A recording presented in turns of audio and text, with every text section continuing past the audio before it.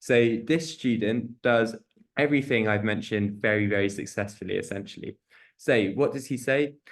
So this explains Carr's adoption of Weber's sociological view that the historian should pass judgment on the institution, but not the individuals themselves.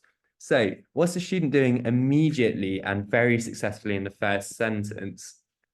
Well, Carr is a modern scholar and Weber is a original scholar, one of the OGs in sociology.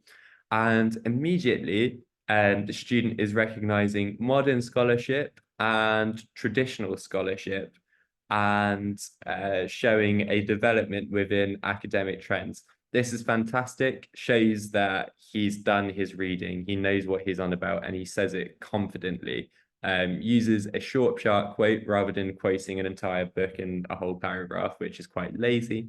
So all around, very good.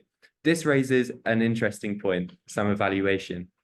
Rather than simply judging people, would it not be more fruitful to investigate how institutions, e.g., racism, arose and became commonplace in society? So problematizing, using a rhetorical question as well, which is a nice literary flourish. Despite its appeal, in reality, implementing this is more problematic. Although Carr believes the historian can condemn a slave-owning society without judgment, the individual slave owner, this distinction is not clear. So again, here they're starting to disagree with a scholar. They're doing it clearly and they're doing it confidently, which I really, really like.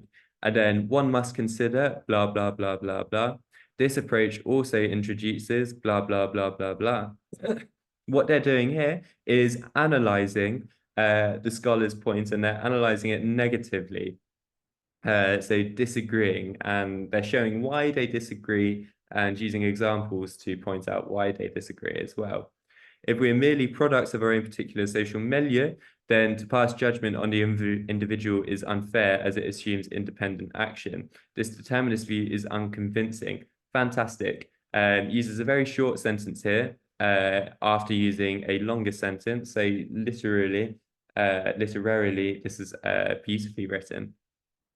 And then a more plausible interpretation would be that although X, Y, Z, blah, blah, blah, finish the sentence, inherent justice.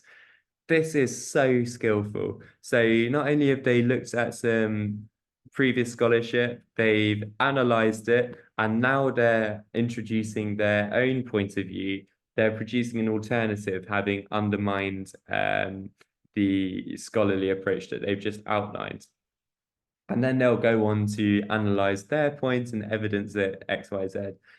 But this is what you've got to do. This is fantastic. You've got to look at other scholars. If you want to say something different to them, you've got to dismiss them and show why they're wrong. Don't just say you disagree, show why they're wrong. And then once you've shown they're wrong, introduce your alternative. This is a wonderful way of doing it. And I so recommend you have a go at it as well.